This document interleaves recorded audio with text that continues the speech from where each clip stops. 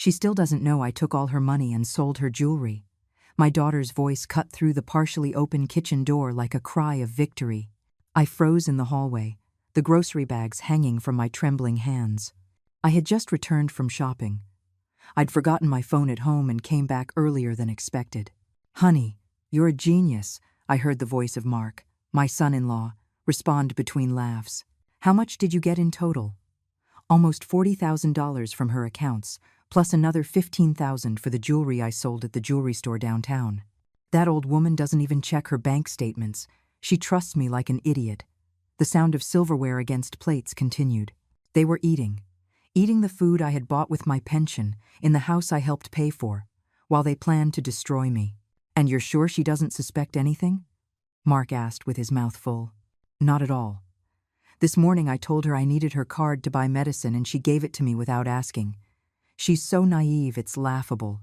She's always been like that, her whole life thinking I'm her good little girl." Their laughter resonated in my chest like something physical, as if my own heart were tearing itself apart inside my body. The grocery bags fell to the floor with a dull thud. Oranges rolled down the hallway. A gallon of milk broke, and the white liquid began to spread across the hardwood floor. But I couldn't move. "Honey, have some more chicken," I heard Emily, my daughter, my only daughter, say in that sweet voice I knew so well. "Now we can really eat well. With all that money, we can take that trip to Cancun you wanted and buy the new car. She's never going to know it was us." "What if she checks her accounts?" "She won't. I told her months ago that I would handle her finances because she's too old to understand that stuff. She signed the papers without reading. She has my name on all her accounts as an authorized user. Legally, I can do whatever I want. You're brilliant, honey. Brilliant." I backed away with slow steps, careful not to make a sound. My breathing had become shallow and painful. Every inhale burned my throat. Tears began to fall down my cheeks. But I didn't make a sound, not a single sound.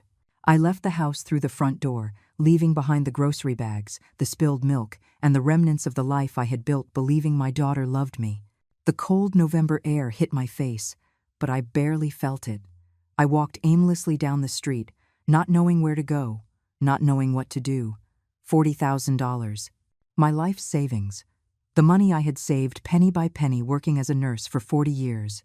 The overtime hours I took when Emily needed braces. The night shifts I accepted to pay for her college. Every dollar I didn't spend on myself so she could have a better future. And the jewelry. Oh God, the jewelry. The engagement ring my husband Robert gave me when I was 23 years old. The pearl earrings he gave me when Emily was born. The gold bracelet that belonged to my mother, the only thing I had left of her after she died, all sold as if it were trash. As if my history was worth nothing. I found myself sitting on a park bench, 3 blocks from the house. I didn't remember walking there. The sun was beginning to set, and the sky was stained with orange and pink, but to me, everything looked gray. A young mother was pushing her little daughter on the swings. The girl laughed with that crystal-clear laugh children have when they are happy, and the world hasn't yet taught them that people can be cruel. I used to push Emily on those same swings so many years ago.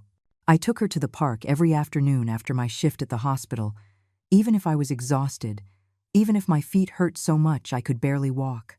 She would shout, "Higher, Mommy, higher," and I would push harder, wanting to give her the entire sky if I could. When did that girl with the crystal-clear laugh turn into the woman I had just heard planning my ruin? I took my phone out of my pocket with trembling hands. I opened my banking app. It took me 3 attempts to enter my password correctly because my fingers wouldn't stop shaking.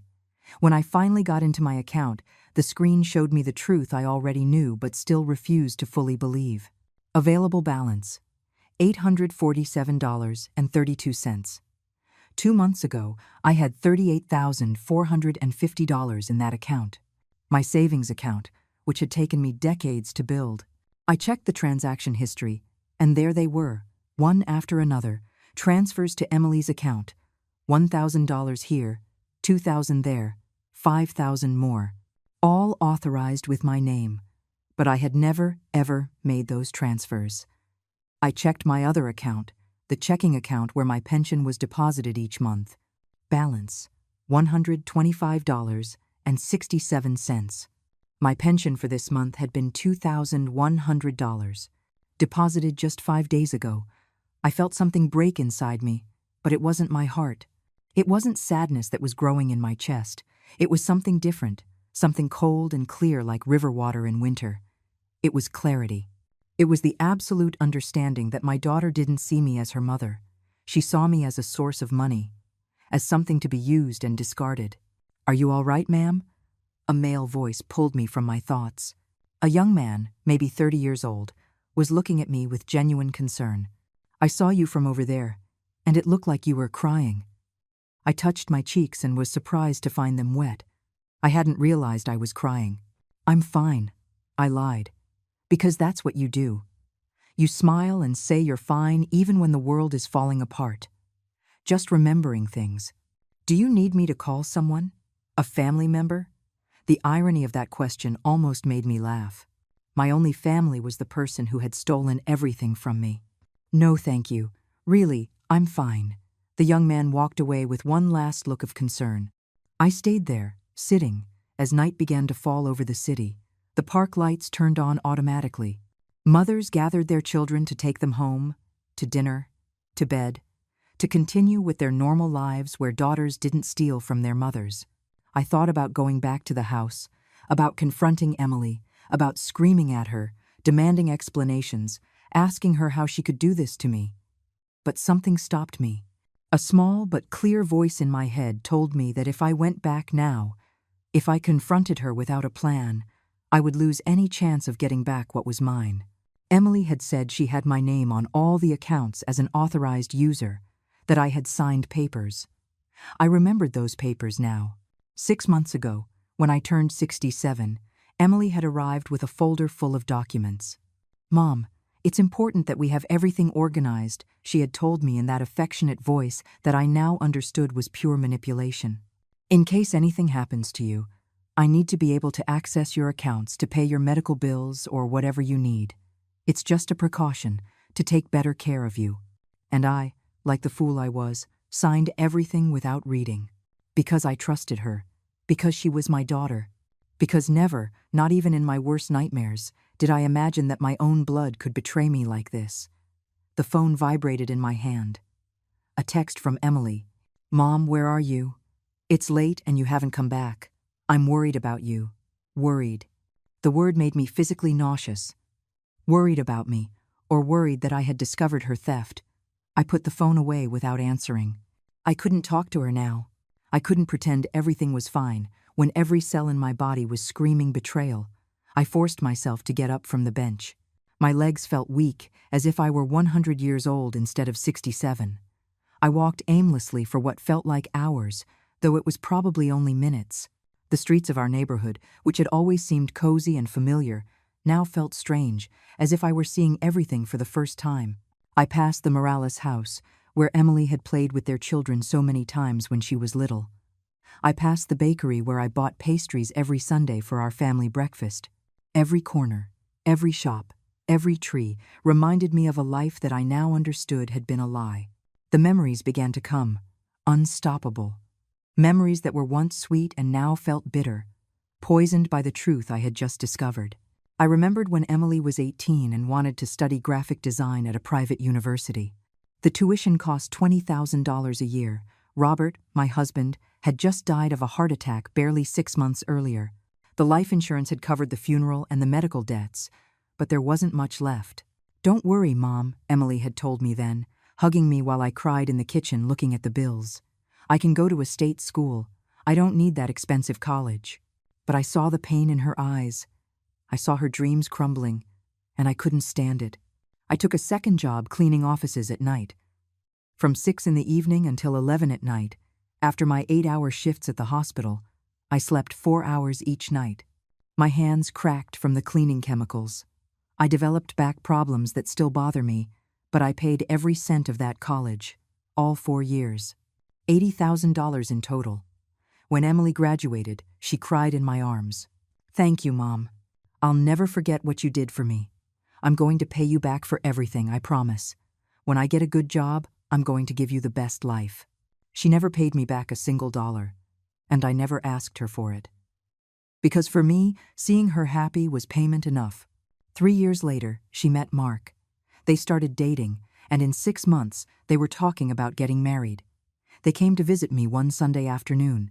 I had prepared my special pot roast, the one that took 2 days to make but that Emily had loved since she was a girl. "Mom, we found the perfect house," Emily told me, her eyes shining with excitement. "It's small but beautiful. It has a yard, and it's in a good neighborhood. The only problem is we need the down payment. It's $30,000 and we don't have enough." Mark had added, "We've been saving, but we only have $15,000. If we don't make the down payment this week, we'll lose the opportunity. Another couple wants it too. I had $45,000 saved at the time. It was my emergency fund, my safety net, the money that would give me peace in my old age. But when I saw the hope in my daughter's eyes, when I saw how Mark held her hand and looked at her with love, I didn't hesitate.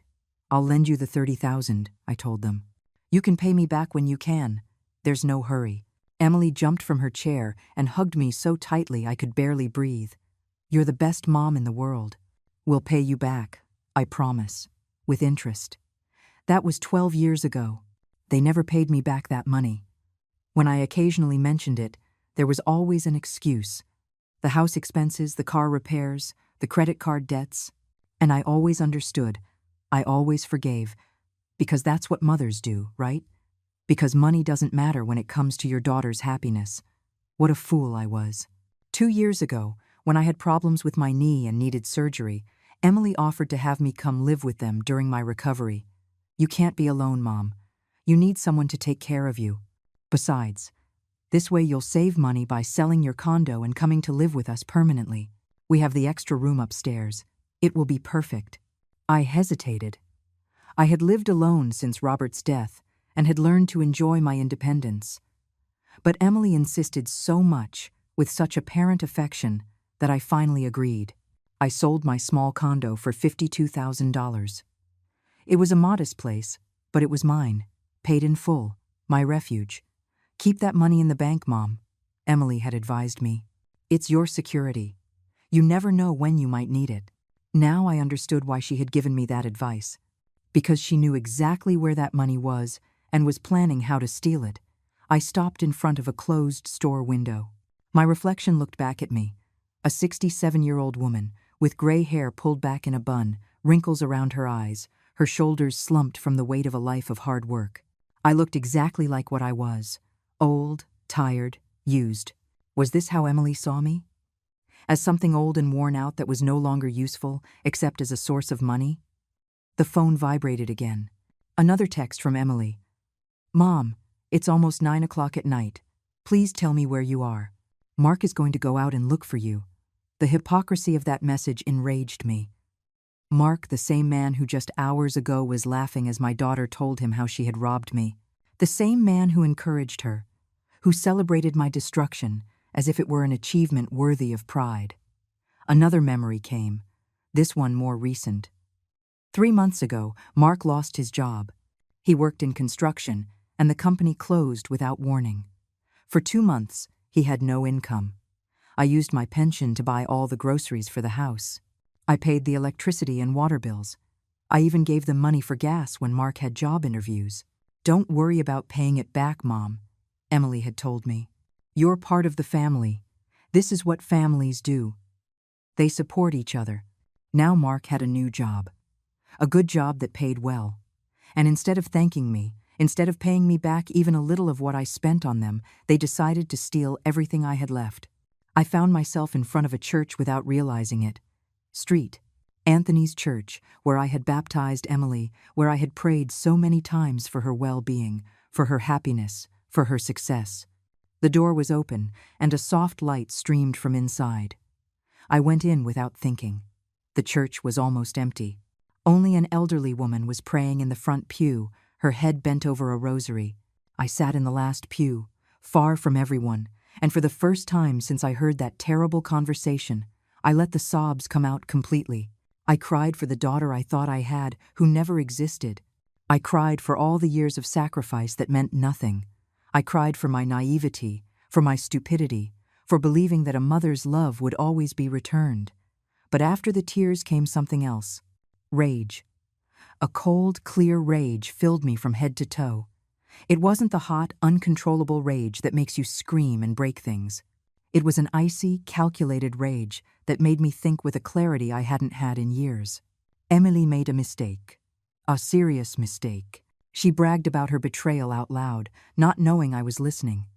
She gave me the gift of the truth before it was too late to do anything about it, and I was going to use that gift. I left the church with a clear purpose in my mind. I was no longer the broken woman who had entered 30 minutes earlier. The crying had washed away my confusion, and what remained was pure determination. Emily and Mark thought I was a naive old woman who would never discover their betrayal. They were going to learn they were very wrong. I walked 3 blocks to a small coffee shop that was still open.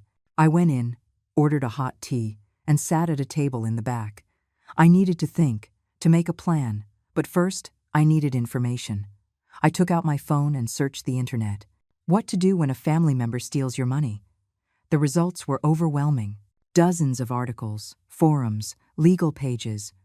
I started to read carefully, making mental notes of every important detail.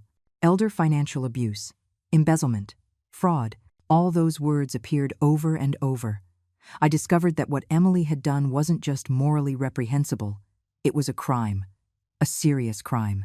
The fact that she had authorized access to my accounts didn't give her the right to empty them without my explicit consent. The fact that she had sold my jewelry without my permission was theft, plain and simple. But I also read something that chilled my blood. Many cases of family financial abuse never make it to court because the victims are afraid to report their own children, because the family pressures them to forgive and forget, because society makes them feel like they are bad mothers for defending their rights. Not me. Not this time. I searched Google. Elder financial abuse lawyers near me. Several names appeared. One caught my eye. Paul Torres, attorney specializing in financial abuse cases and protection of seniors' rights. His office was only 2 miles from where I was. I looked at the clock. It was 9:40 in the evening. Obviously, I couldn't call him now, but I saved his number in my phone. Tomorrow, first thing, I would contact him. The phone vibrated again. This time it was a call, not a text. Emily. I let it ring until it went to voicemail. She immediately called again. And again. And again. 5 missed calls. Finally, I answered. I had to, or I would raise suspicion. But when I spoke, I kept my voice calm, controlled. Hello? Mom, where are you? We're so worried. Mark was just about to go out and look for you. Did something happen to you? The concern in her voice sounded so real, so genuine. If I hadn't heard that conversation in the kitchen, I would have believed every word. Now I only heard the lie behind every syllable. I'm fine, honey. I went for a walk and lost track of time. I'm on my way home now. But Mom, it's almost 10 o'clock at night. Where are you exactly? I'll come get you. That's not necessary. I'm close. I'll be there in 15 minutes. You left the grocery bag spilled in the hallway. The milk went everywhere. We thought something terrible happened to you. Of course they thought that. They probably panicked, thinking I had heard them, that I had discovered everything. They slipped when I came in. My back suddenly hurt a lot, and I had to go for a walk to ease it. Sorry for the mess. Don't worry about that, Mom. The important thing is that you're okay. Do you want me to heat up some dinner for when you get here? I'm not hungry. I just want to sleep. Okay, I'll wait up for you. I hung up before she could say anything else. My hands were shaking, but not from fear or sadness. They were shaking with suppressed rage. The ease with which Emily lied, the softness of her voice, the fake concern, it was all an act. It had all always been an act. I stayed in the coffee shop for another 20 minutes, finishing my tea, organizing my thoughts. I needed a specific plan. I couldn't just get home and confront them. That would only put them on alert, and they would probably move the money to accounts where I couldn't trace it. I took a napkin and a pen I borrowed from the waitress. I started writing a list of everything I needed to do. 1. Get all my important documents. Bank statements, deeds, IDs, health insurance cards, everything I might need. 2. Make copies of everything before Emily knew I suspected anything. 3. Contact the lawyer tomorrow. 4. Gather evidence of the unauthorized transfers. 5. Find out which jewelry store she sold my jewelry at. Maybe I could still get it back. 6. Show no emotion. Act normal. Give them enough rope to hang themselves. I put the napkin in my pocket and left the coffee shop. The cold night air cleared my mind even more. I walked slowly toward the house, mentally preparing myself for the performance of a lifetime. I had to be convincing. I had to make them believe I knew nothing. When I reached the front walk, I saw the living room lights on. Through the window, I could see Emily pacing back and forth, phone in hand. Mark was sitting on the couch watching television, seemingly unconcerned. I took 3 deep breaths before opening the door. "Mom!" Emily ran to me as soon as I entered. She hugged me tightly, and I had to use all my willpower not to push her away. "You had me so worried. How is your back?" "Better. The walk helped. You should go to the doctor. Those pains aren't normal. It's just age, honey. It's nothing." Mark got up from the couch and came toward us. "Eleanor, you gave us quite a scare. We thought something serious had happened to you." I looked him directly in the eyes. Those eyes that just hours ago were shining with greed as he plotted to rob me. Now they were feigning concern. "I'm fine, Mark. Thank you for worrying." "I cleaned up the mess in the hallway," Emily said, taking my arm and guiding me to the couch. "Sit down. I brought you your slippers." She helped me sit as if I were an invalid. She took off my shoes and put my slippers on for me with a gentleness that would have been touching if I didn't know the truth. "It was all theater, all manipulation. Are you sure you don't want something for dinner? There's leftover chicken. The same chicken they were eating while planning my ruin." "No, thank you. I just want to go up to my room. I'll walk you up." "I can go by myself, Emily, but with your back." I said I can go by myself. My tone was harsher than I intended. I saw Emily and Mark exchange a quick glance, a look that clearly said, "Did she hear something?" I softened my expression immediately. "I'm sorry, honey. I'm just really tired, and the pain makes me irritable." "Don't worry, Mom. I understand. Get some rest." I went up the stairs slowly, aware that they were both watching me. I could feel their eyes on my back, evaluating, suspecting. I had to be very careful. One wrong move, and I would destroy my chance to get back what was mine. I got to my room and locked the door. It was a small room on the 2nd floor, with a single bed, an old wardrobe, and a dresser.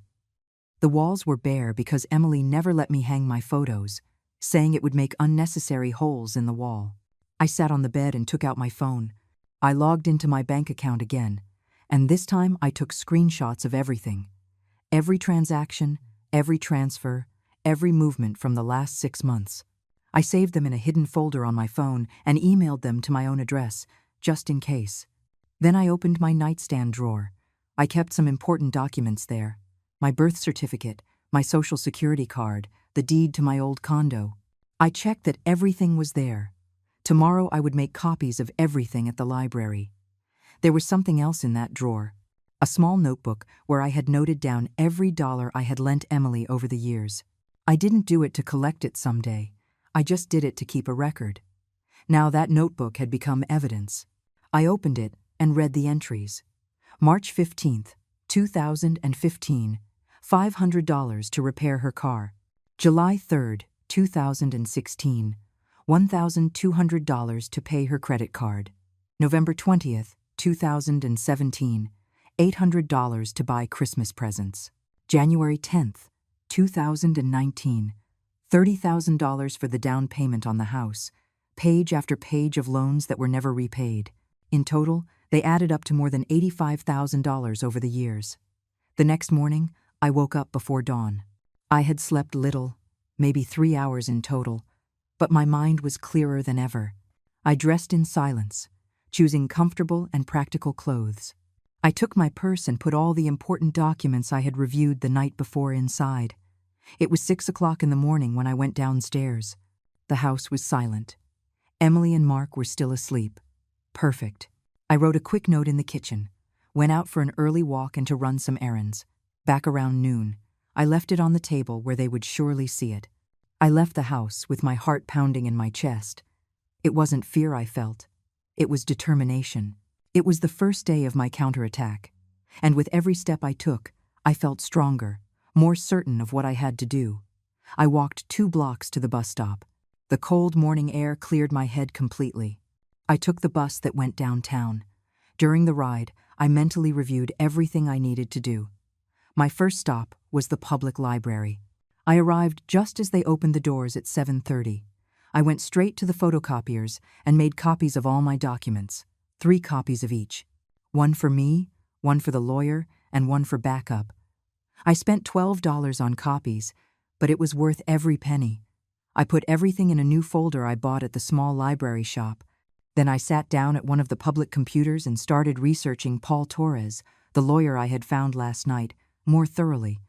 His website was professional and detailed. He had over 20 years of experience in family law and financial abuse cases.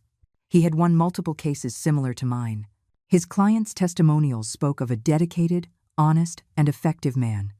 His initial consultation fee was $50, which would be applied to the total cost if I decided to hire him. I picked up the library phone and called his office. A receptionist with a kind voice answered on the second ring. Law Office of Paul Torres. Good morning. Good morning.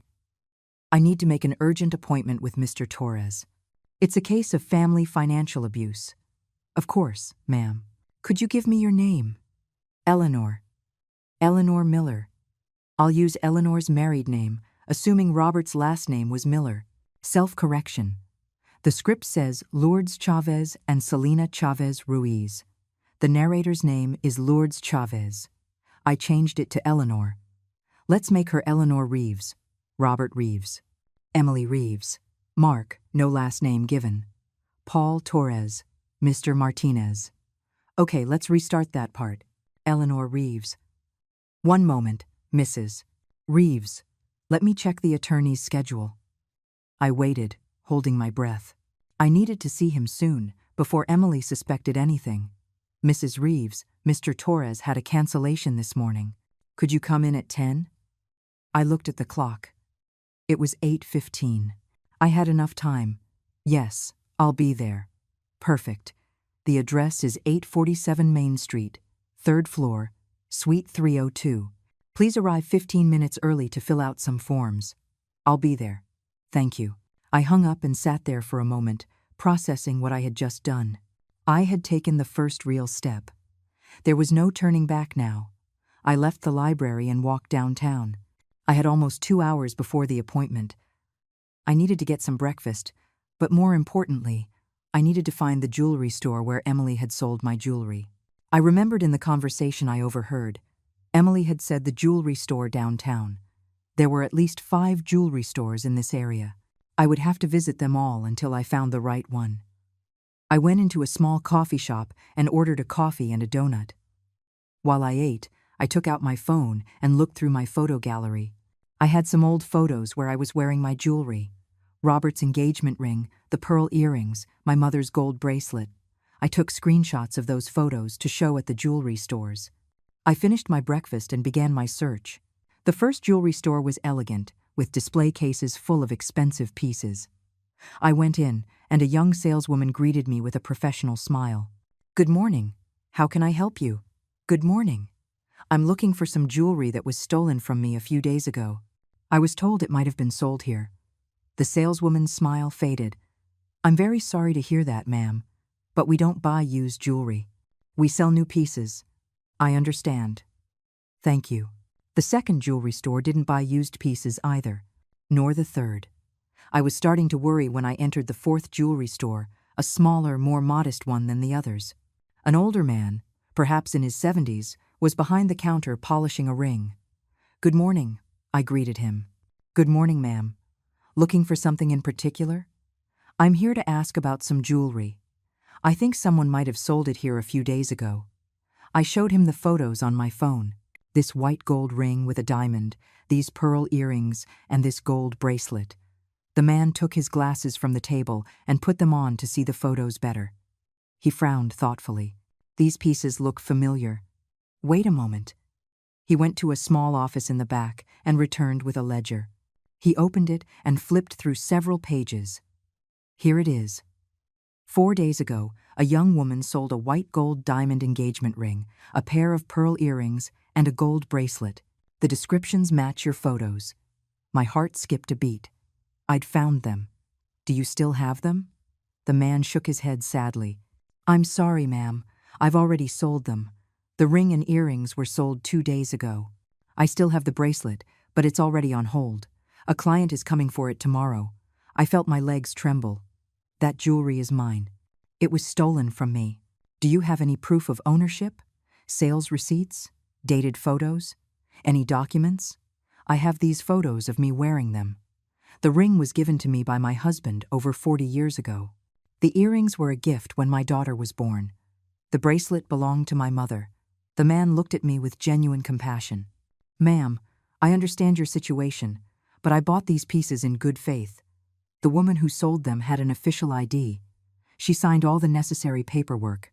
There was no indication they were stolen. My daughter sold them without my permission.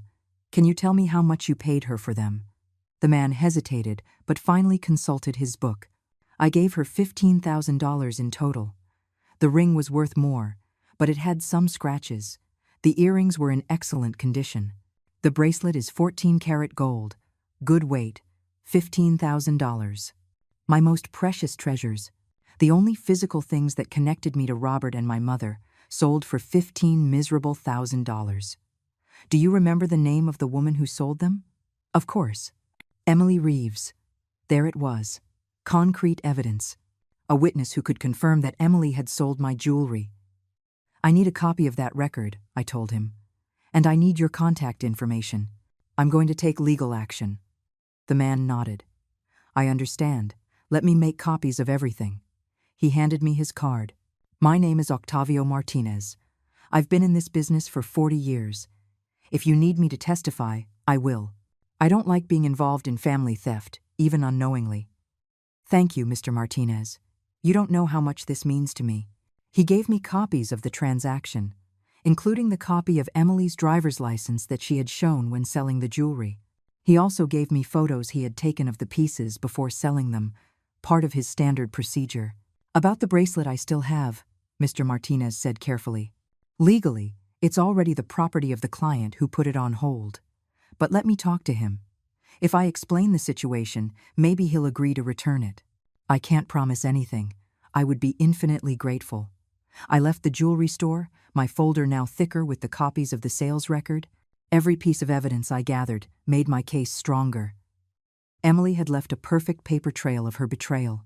It was 9:40. I had just enough time to get to Mr. Torres's office. I took a taxi. I didn't want to risk being late. The building where his office was located was modern, all glass and steel. I went up to the 3rd floor in the elevator, my hands clutching the folder with all my evidence. I found suite 302 and went in. The waiting room was small but welcoming. There were 4 chairs, a table with magazines, and a window overlooking the street. The receptionist, a woman in her 40s with a warm smile, greeted me. Mrs. Reeves? Yes. Perfect. You're right on time. Please fill out these forms while Mr. Torres finishes with his previous client. She handed me a clipboard with several forms. Personal information, summary of the case, authorization for legal representation. I filled them out with a shaky but determined hand. I had barely finished when an inner door opened and an older man walked out with a younger woman, probably his daughter. They both looked relieved, and the woman's eyes were red as if she had been crying. Thank you, counselor, the man said, shaking the hand of another man who had come out with them. I don't know what we would have done without your help. That's what I'm here for, Mr. Ramon. And remember, don't let anyone else have access to your accounts. Not even family. When the couple left, the man turned to me. It was Paul Torres. He was about 55, with neatly cut gray hair, a dark suit but no tie. His eyes were kind but alert, the kind of eyes that didn't miss a single detail. Mrs. Reeves? I'm Paul Torres. Please, come in. Mr. Torres's office was spacious and impeccably organized. Law books filled dark wood shelves that covered an entire wall. His desk was large but not ostentatious, with a modern computer and neat stacks of folders. He motioned for me to sit in one of the comfortable chairs in front of his desk while he took his seat. "Tell me what brings you here, Mrs. Reeves," he said in a calm but focused voice. "On the phone you mentioned family financial abuse." I took a deep breath. It was the first time I was going to tell someone the whole story. I felt a lump in my throat, but forced myself to speak clearly. My daughter emptied my bank accounts without my permission and sold my personal jewelry. She took more than $55,000 in total. And I found out because I overheard her bragging about it to her husband. Paul Torres nodded, his expression remaining professional, but I could see a flash of indignation in his eyes. He had seen cases like mine before. "Does your daughter have legal access to your accounts?" 6 months ago, she had me sign some papers so she could manage my finances in case of an emergency. She told me it was because of my age, that it was a necessary precaution. I signed without reading carefully because I trusted her. "Do you remember what kind of documents you signed, exactly?" "I think it was something about a power of attorney for my bank accounts." She explained it would only be for emergencies, so she could pay my medical bills if I was in the hospital or something. Paul Torres picked up a legal pad and started writing notes. "Did you ever give her verbal or written permission to make large transfers or sell your belongings?" "Never. I never authorized any of that." "Do you have evidence of the unauthorized transfers?" I opened my folder and took out the screenshots I had printed at the library that morning. "Here are all the movements from the last 6 months. You can see how my account went from having almost $40,000 to less than $1,000. The lawyer reviewed the documents carefully, his eyes moving quickly from one line to the next. He whistled softly when he saw the amounts. "These are very large transfers, all going to the same account, I assume your daughter's." "That's right. And that's not all. I took out the documents Mr. Martinez had given me. Here is the proof that she sold my jewelry. The owner of the jewelry store gave me copies of everything, including my daughter's ID. Paul Torres reviewed those documents as well, taking more notes. When he finished, he leaned back in his chair and looked at me directly. "Mrs. Reeves, what your daughter did constitutes several crimes: elder financial abuse, embezzlement, and possibly fraud. The fact that she had authorized access to your accounts did not give her the right to empty them for personal use. That access was for emergencies related to your care, not for personal enrichment. So I can get my money back? I can almost guarantee it. The evidence you have is very strong. But I need you to understand something important. This is going to destroy your relationship with your daughter. Once we initiate legal action, there's no turning back. This will go to court. There could be criminal charges, in addition to the civil ones." "I understand. Are you sure?" "Many mothers come in here furious, but when I explain the consequences, they change their minds. The legal system can be brutal on family ties." I sat up straight in my chair, looking him directly in the eye. "Mr.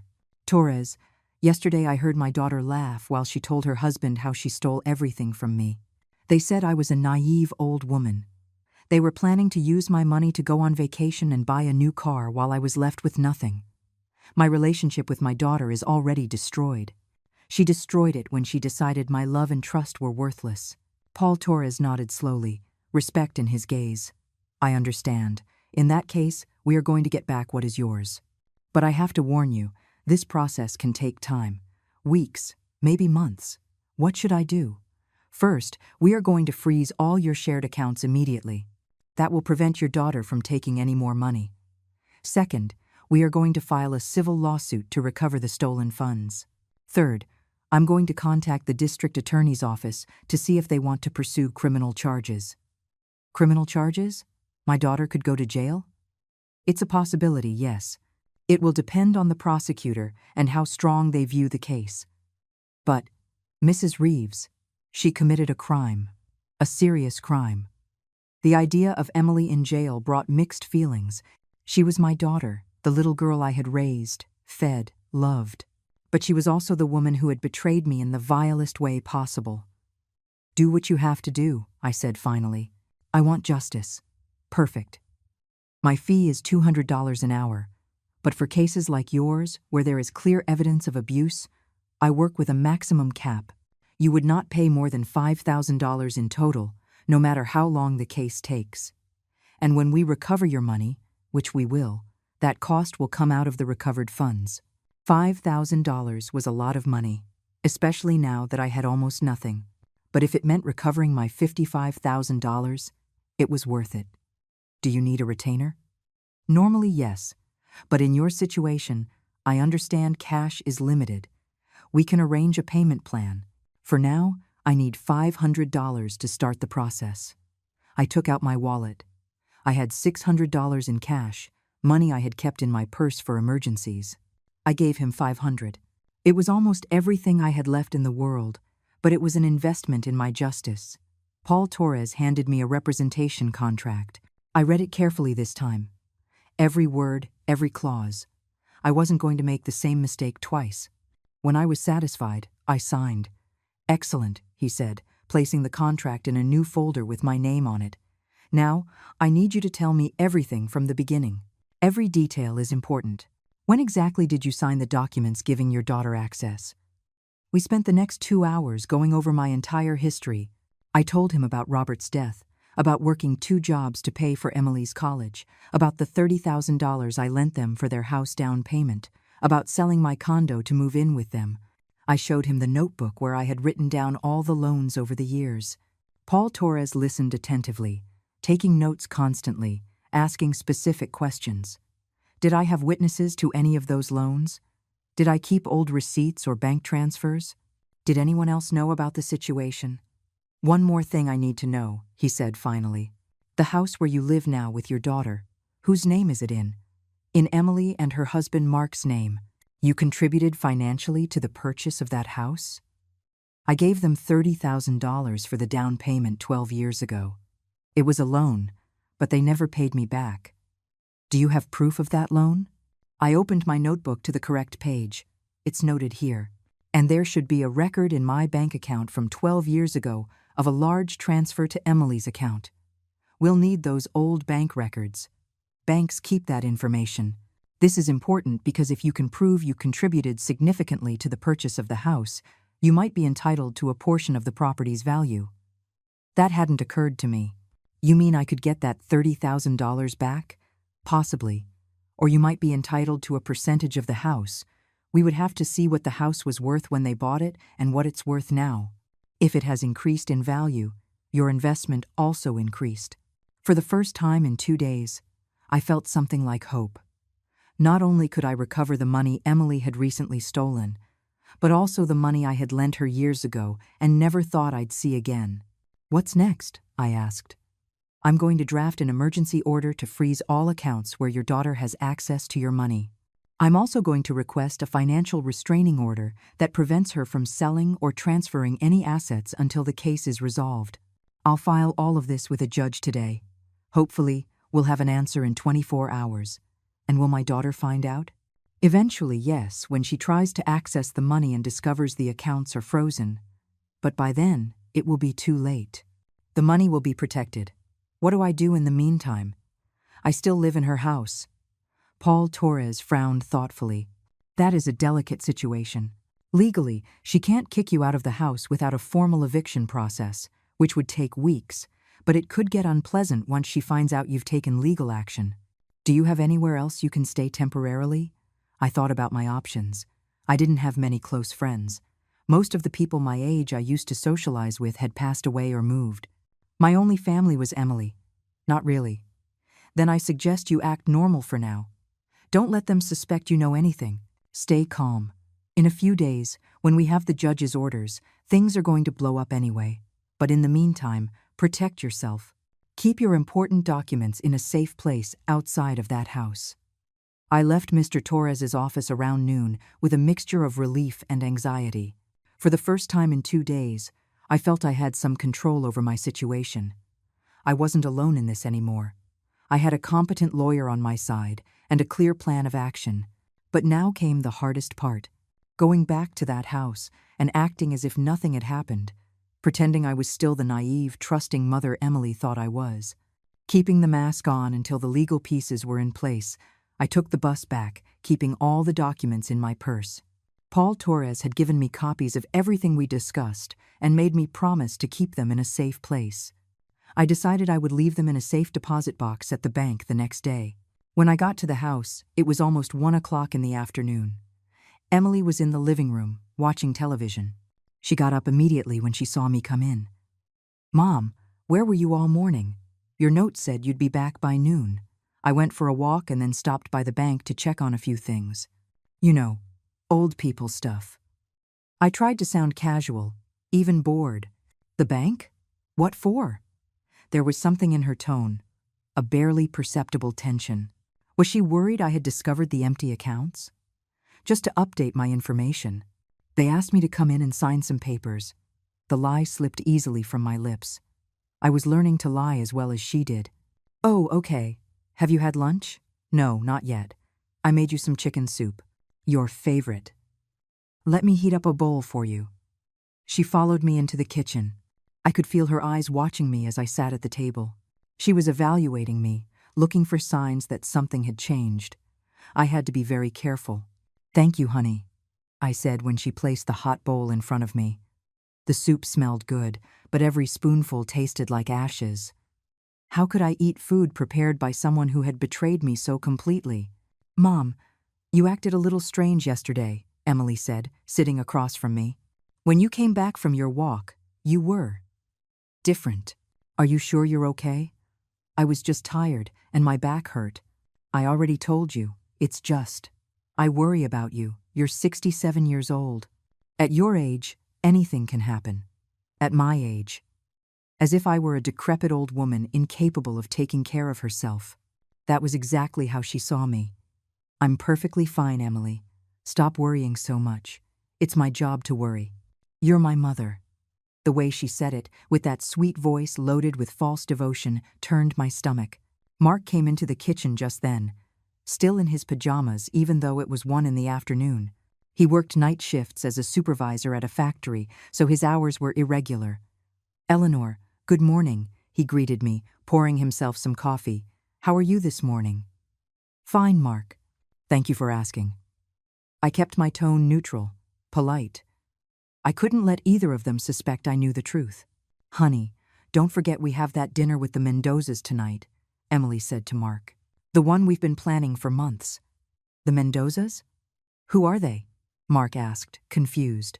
"You know Robert and his wife, the ones who just got back from Europe." Emily shot him a significant look that he finally seemed to understand. "Oh, right, of course. The Mendozas." They were lying. There was no dinner. They were probably going to spend more of my money at some expensive restaurant, celebrating their successful theft. Rage bubbled in my chest, but I pushed it down, keeping it hidden. "Mom, you'll be okay on your own tonight, right? We'll be back late." "Of course. I'm not a child, Emily. I can take care of myself for a few hours. I know, it's just. I like to make sure." I finished my soup in silence while they talked about their fake plans for the night. Every word that came out of their mouths was a lie wrapped in another lie. I wondered how many times before they had lied to me, and I simply hadn't noticed. After lunch, I went up to my room with the excuse that I wanted to rest. In reality, I needed to get away from them before I lost control and said something that would ruin everything. I locked the door and sat on the bed, breathing deeply. My phone vibrated. A text from an unknown number. "Mrs. Reeves, this is Paul Torres. The motions have been filed with the judge. I expect to have news by tomorrow morning. Stay strong," I replied quickly. "Thank you, Mr. Torres. I will do my best." I spent the rest of the afternoon in my room, organizing my thoughts. I reviewed every document I had, memorizing details, mentally preparing for what was to come. I knew that at some point, probably soon, this would all blow up. Emily and Mark would find out the accounts were frozen. They would realize I knew, and then things would get ugly. I needed to be ready for that moment. Around 6 in the evening, I heard movement downstairs. Emily and Mark were getting ready for their supposed dinner. I went downstairs carefully, finding them in the living room. Emily was wearing a new dress I hadn't seen before, probably bought with my money. Mark was in a suit, something he rarely wore. "Mom, we're leaving now," Emily said, checking her makeup in a small mirror. "There's food in the fridge if you get hungry later.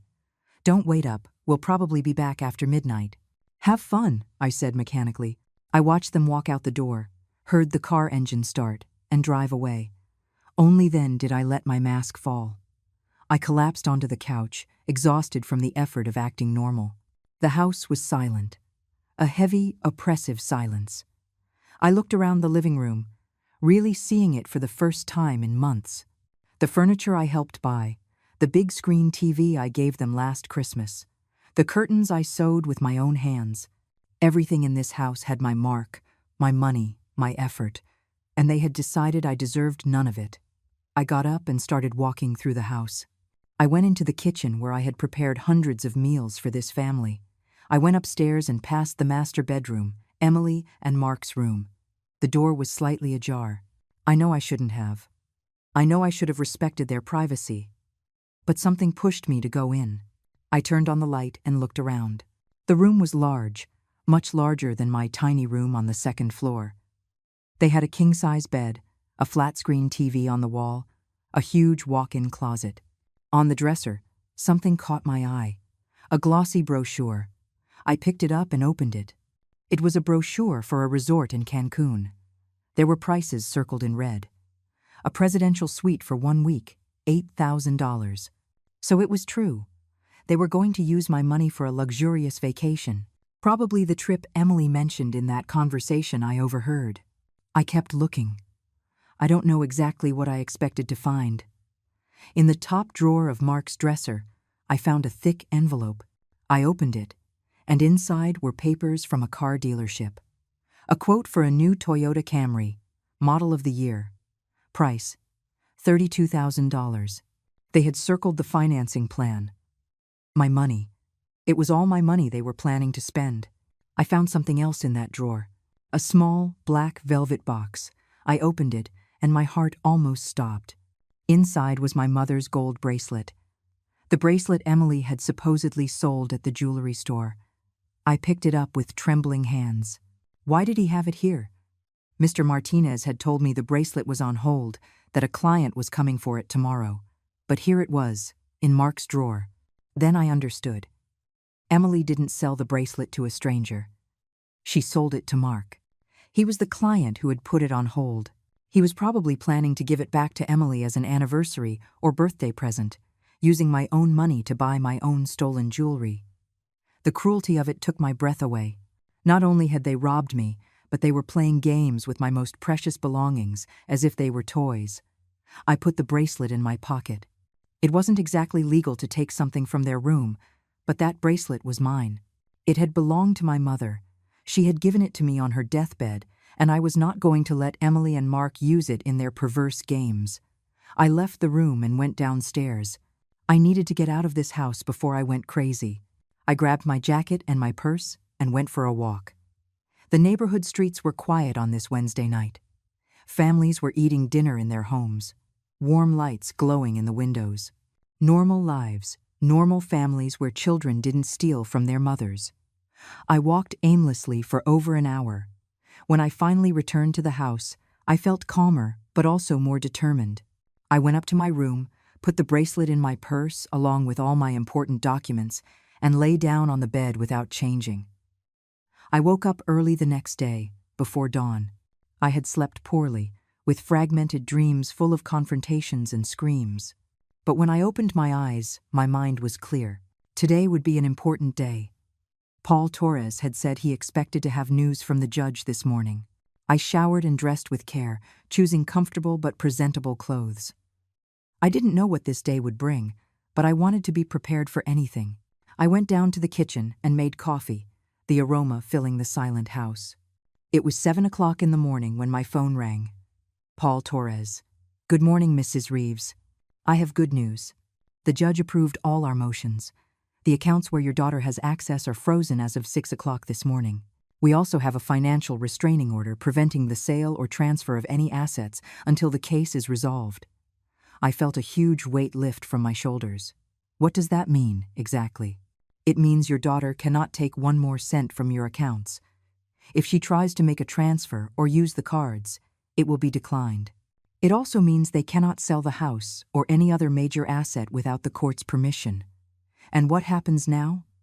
Now comes the hard part. We need to serve them formally with the lawsuit. A process server will be coming to the house today to deliver the documents. Will you be there? My heart started to beat faster.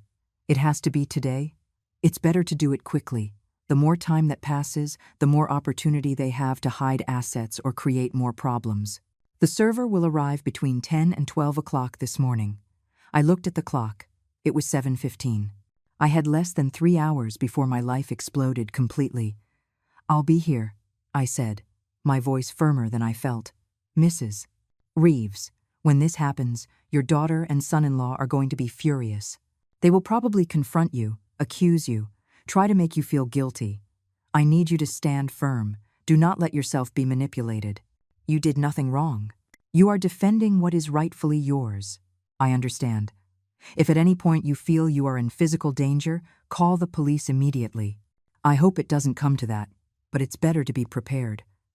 We hung up, and I sat in the kitchen, holding my coffee cup with both hands to stop them from shaking.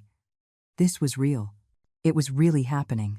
In a few hours, Emily and Mark would know I had discovered them, that I had taken action, that I was not the foolish old woman they thought I was. I heard movement upstairs. Emily was waking up. A few minutes later, she came downstairs, still in her pajamas, yawning. Good morning, Mom. You're up early. I couldn't sleep. Coffee? She asked, pouring herself a cup. It's already made. She sat across from me at the kitchen table. She looked tired. They had probably gotten home late from their dinner. I wondered what they had spent my money on last night. An expensive restaurant? A bar? More new clothes? Mom, I need to talk to you about something, Emily said after taking a sip of coffee. My stomach tensed. About what? It's about your finances. I've been reviewing your accounts and I'm worried. You spend a lot of money without planning properly. I think we should set up a stricter budget. The hypocrisy of those words was so overwhelming I almost laughed in her face. She, who had emptied my accounts, was sitting there telling me I spent too much. What kind of budget? I managed to ask in a neutral voice. Well, maybe you should give me your debit card, and I'll give you a fixed amount each week for your expenses. That way, you won't be tempted to buy unnecessary things. She wanted to take my card. She wanted to completely control every cent I had left. The level of her greed was boundless. I'll think about it, I said, because I couldn't say what I was really thinking without ruining everything. It's not something to think about, Mom. It's for your own good. At your age, it's easy to get confused with money. I just want to take care of you. I said I'll think about it, Emily. This time my tone was harder. I couldn't help it. Emily frowned but didn't press further. She finished her coffee in silence, and then went upstairs to get dressed.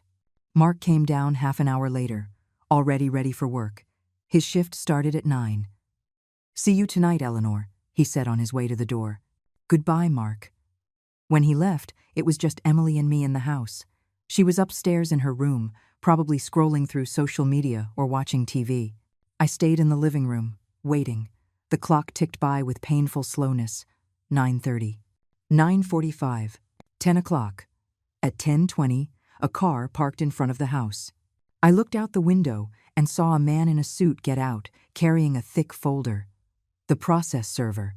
My heart began to hammer in my chest. This was it. There was no going back now. The doorbell rang. Once, twice. Mom, can you get that? I'm busy, Emily shouted from upstairs. I got up from the couch on shaky legs and walked to the door. I took a deep breath and opened it. Mrs. Eleanor Reeves? The server asked. Yes, that's me. I have legal documents that must be served to a Miss Emily Reeves. Is she home? Yes, she's upstairs. One moment. Who is it, Mom? Emily was coming down the stairs at that moment. She stopped halfway when she saw the uniformed officer at the door. What's going on? The server stepped forward. Are you Emily Reeves? Yes. Why? I have a legal notice for you. He handed her a thick envelope. You are being sued for embezzlement and financial abuse. All details are in these documents. There is also a court order freezing all bank accounts on which you are an authorized user for Mrs. Eleanor Reeves, effective immediately. Emily took the envelope with trembling hands, her face losing all its color. What? I don't understand. This has to be a mistake. There's no mistake, ma'am. I also need you to sign here confirming you received the documents." Emily signed mechanically, still in shock. The server handed me a copy of the same documents. He gave me a brief, professional nod and left. Emily stood in the middle of the living room, holding the envelope as if it were a bomb about to explode. Slowly, she lifted her gaze to me. Her eyes, once full of false affection, now burned with something dark and dangerous. "You did this." Her voice was barely a whisper. "Yes." "You're suing me? Me? Your own daughter?" "I'm taking back what you stole from me."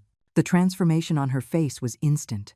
The mask of the loving daughter fell away completely, revealing the real person underneath. And that person was filled with rage. "Steal from you? I didn't steal anything. I had authorization to manage your accounts.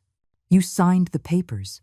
I signed papers for you to manage my finances in case of a medical emergency, not for you to empty my accounts and take $55,000 to spend on vacations and new cars. How did you know about that?" And there it was. The confirmation of her guilt in that simple question. "I heard you, Emily. 3 days ago, when I came home early from the grocery store, I heard you bragging to Mark about how you took all my money and sold my jewelry. I heard you laughing at me, calling me a naive old woman." Emily's mouth opened, but no sound came out. Her face went from rage to panic in seconds. I can explain. There's nothing to explain. I heard everything, every word. And then I went to a lawyer, and now I'm going to get back every cent you stole from me. You can't do this to me. I'm your daughter." "Exactly. You are my daughter. The person I trusted most in this world. And you betrayed me in the worst way possible." Emily began to read the documents with trembling hands. With every page she turned, her face grew paler. When she finished, she looked at me with eyes full of tears, but they didn't move me anymore. I knew they were tears of panic, not remorse.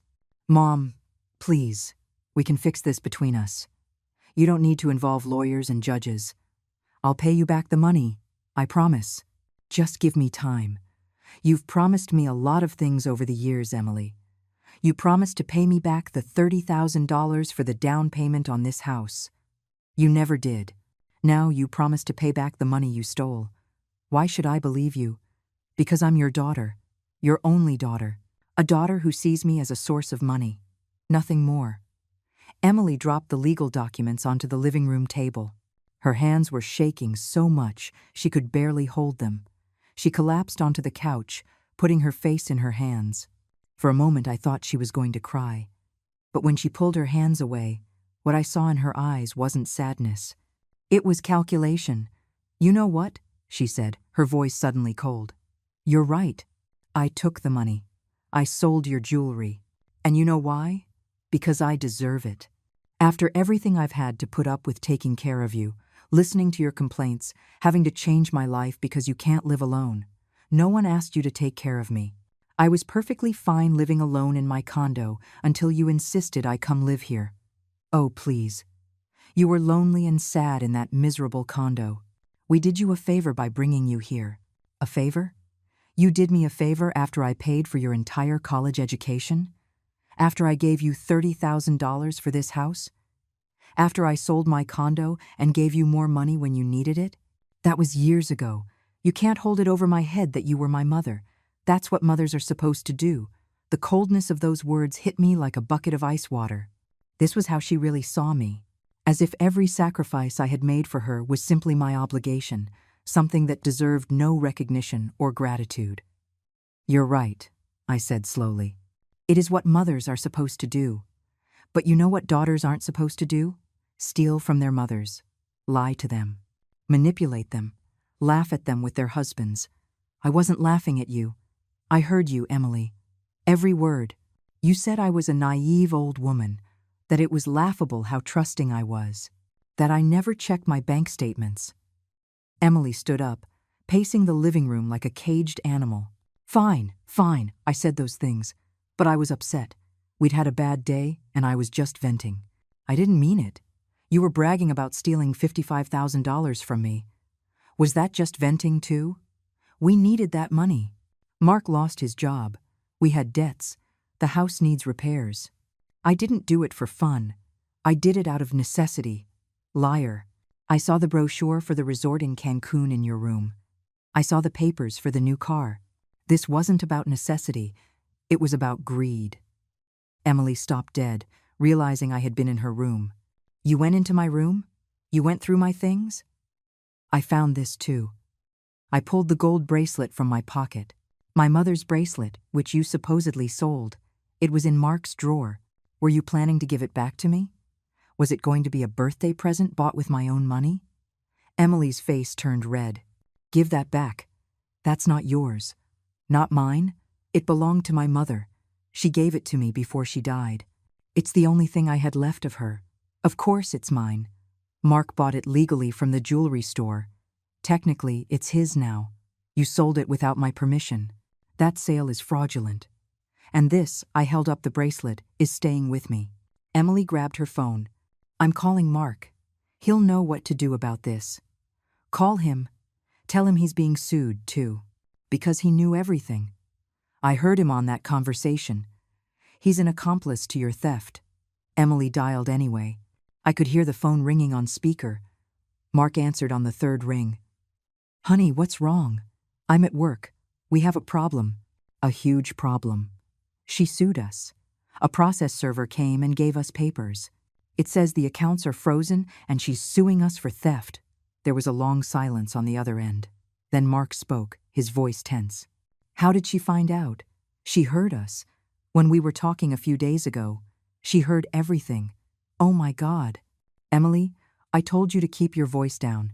I told you she could be listening. Don't blame me. You were right there with her, happily stuffing your face with her money. Don't argue. I interrupted. It doesn't matter how I found out. What matters is that now you're going to have to pay back every cent you stole from me. Eleanor, Mark's voice came from the phone, trying to sound reasonable.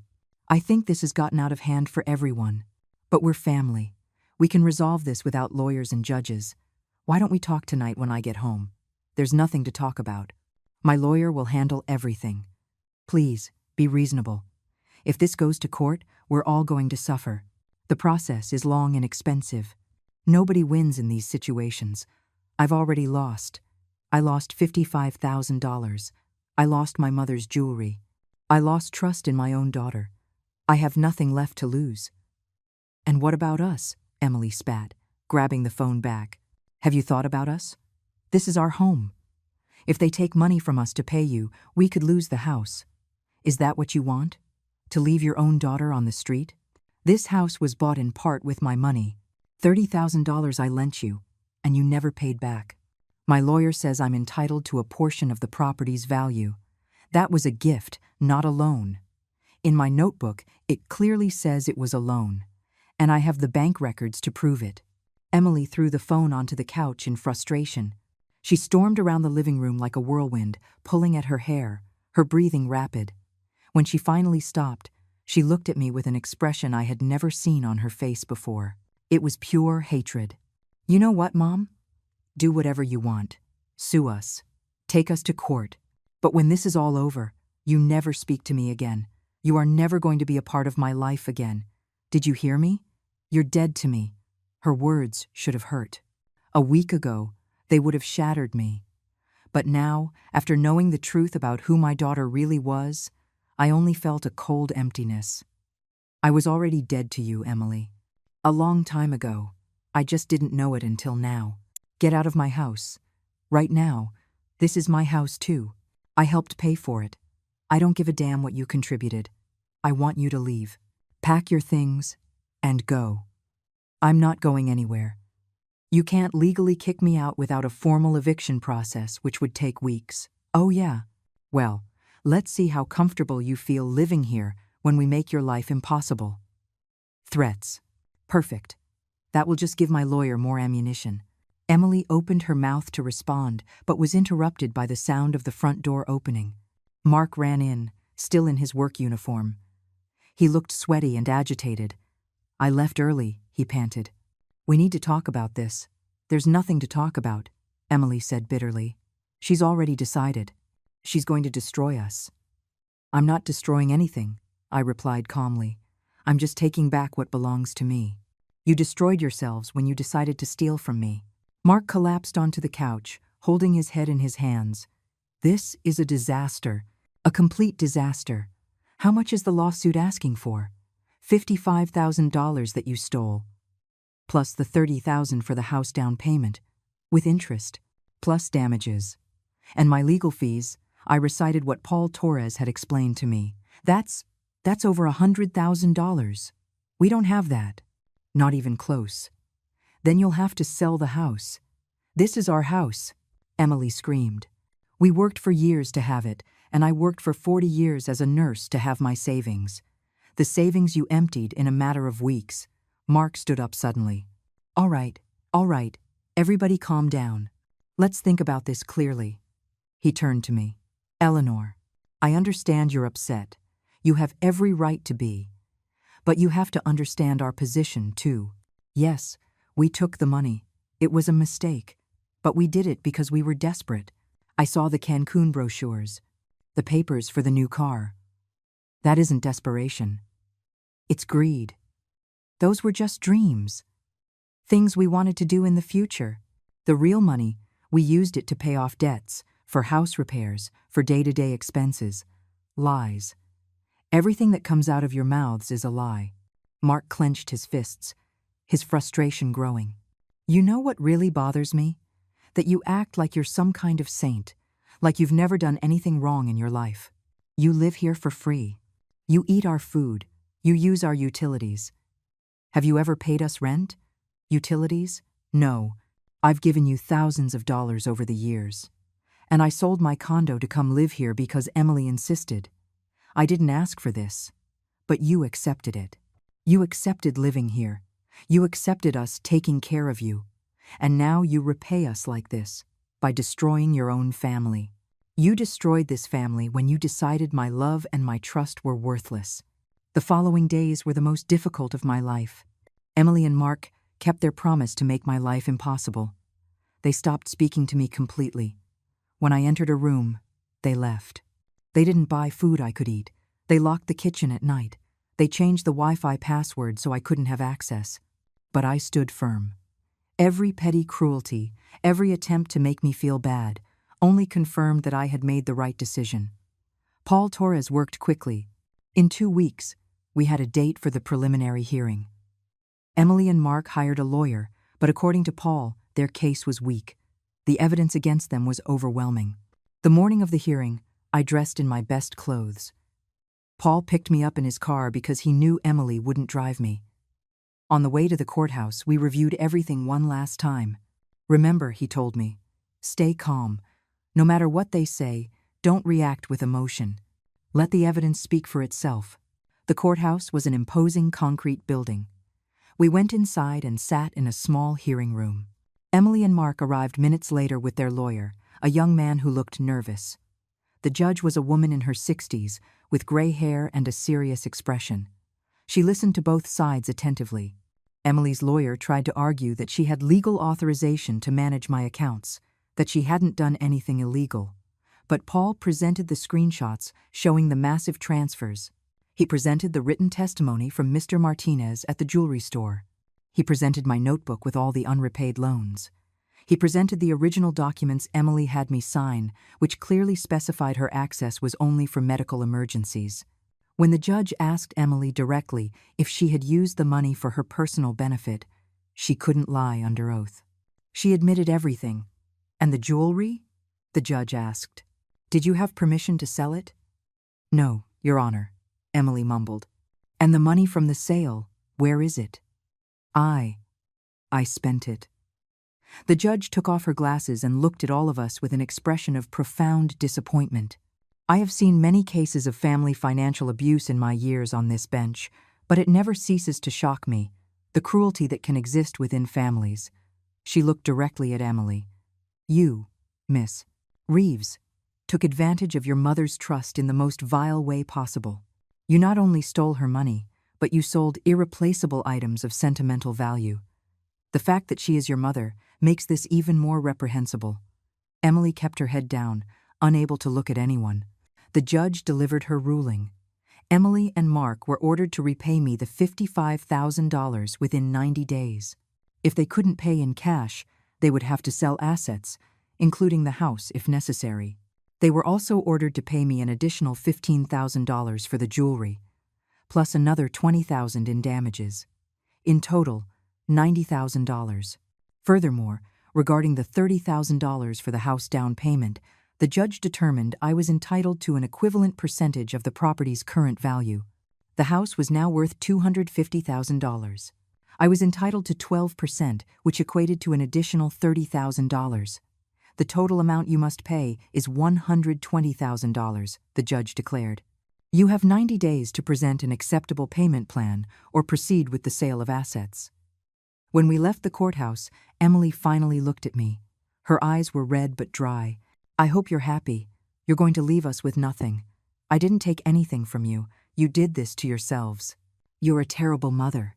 You know that? And you're a daughter who stole from her own mother. I think that's worse.